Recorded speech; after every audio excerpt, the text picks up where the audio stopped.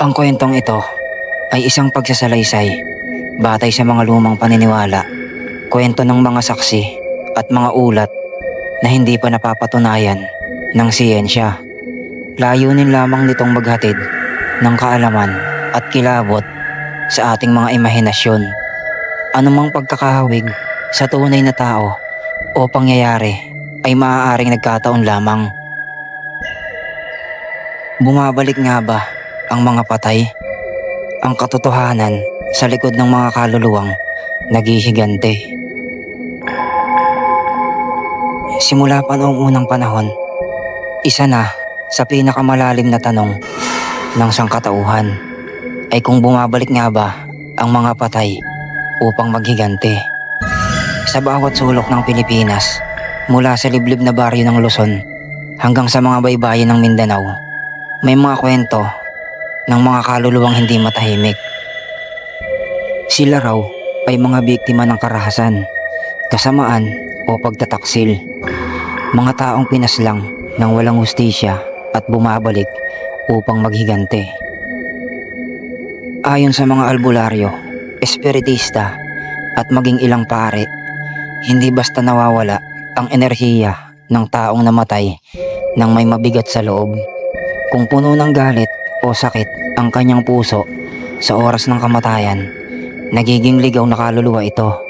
Isang nilalang na nananatili sa daigdig upang tapusin ang hindi nito natapos. Noong taong 1967, sa bayan ng San Leonardo, Nueva Ecija, naging tampok sa mga pahayagan ang misteryosong kaso ni Amelia Rivera, isang dalagang labandera na pinaslang ng sariling amo. Ayon sa mga pulis, nawawala si Amelia ng 3 araw bago matagpuan ang kanyang bangkay sa gilid ng palaisdaan. Nakahubad ito, may mga pasa sa katawan at tila pinahirapan bago ito pinaslang. Ang pangunahing naging suspect, ang anak ng kanyang amo, si Ramon Villanueva, isang kilalang mapusok at may impluwensya sa lugar. Ngunit dahil sa kakulangan ng ebidensya, pinakawalan si Ramon at isinara ang kaso. Ilang linggo matapos mailibing si Amelia, nagsimulang makarinig ng iyak ang mga residente tuwing hating gabi. Ang mga kapitbahay ng pamilya Villanueva ay nagulat ng mga sigaw mula sa bakuran at minsan ay may nakikitang babaeng basang-basa, may puting damit at duguan ang mga paa. Nakatingin lang daw sa bahay ni Ramon. Isang gabi, ayon sa testimonya ng kasambahay, nakita raw niyang biglang bumangon si Ramon sa gitna ng gabi at sumigaw, "Amelia, patawarin mo ako." Kinabukasan, natagpuang wala ng buhay si Ramon sa loob ng kanyang kwarto.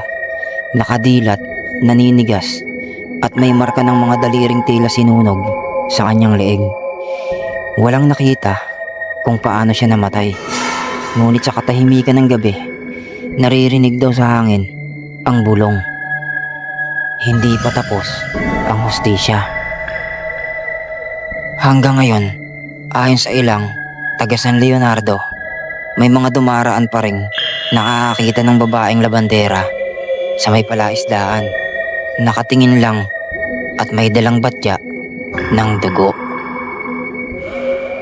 Noon namang taong 1982, isang kakilakilabot na pangyayari naman ang naganap sa bayan ng Pasig, Iloilo. Isang magsasakang si Tomas Arsenal ang pinatay umano ng kanyang kasosyo sa lupa dahil sa alitan sa pera. Pinugutan siya ng ulo at itinapon sa ilog upang maitago ang ebidensya. Ngunit pagkalipas ng 3 gabi, ayon sa mga saksi, may nakita silang lalaki sa palayan, basang-basa, duguan, may sugat sa leeg at nakaturo sa bahay ng pumatay sa kanya.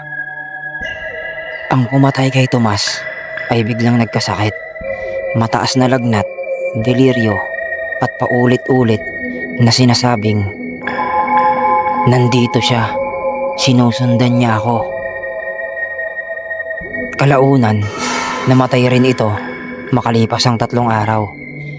At nang isinagawa ang babang luksa, sinabi ng pari na walang makakapasok sa bahay dahil mabigat at malamig ang hangin. Tila may presensya ng galit na kaluluwa.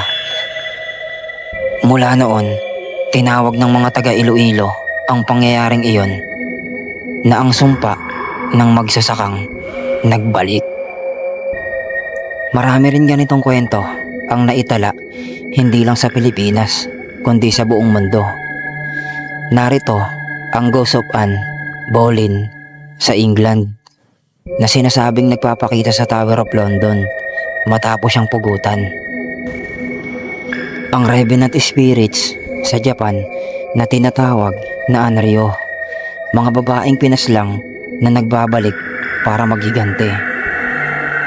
Sa Pilipinas, kilala rin ang mga kwento ng mga multong sundalo mula sa digmaan, mga kaluluwang hindi nakabalik sa kanilang pamilya at mga pinaslang na patuloy na gumagala sa lugar ng kanilang kamatayan.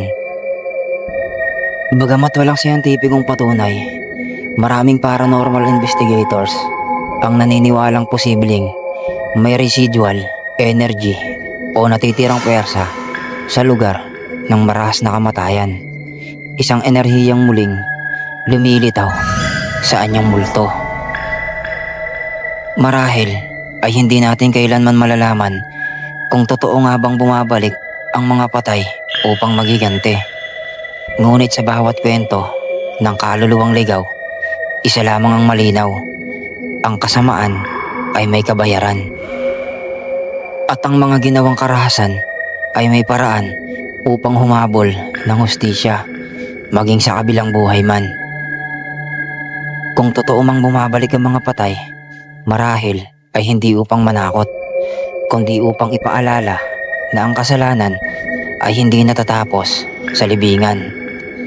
At sa dilim ng gabi, sa pagitan ng katahimikan at lamig ng hangin, maririnig pa rin natin ang tanong na kumikiliti sa ating isipan. Paano ang totoo nga? Paano kung hindi pa sila matahimik at ikaw ang susunod nilang dadalawin? Maging mabuti sa kapwa, sapagkat ang kamatayan ay hindi katapusan ng lahat.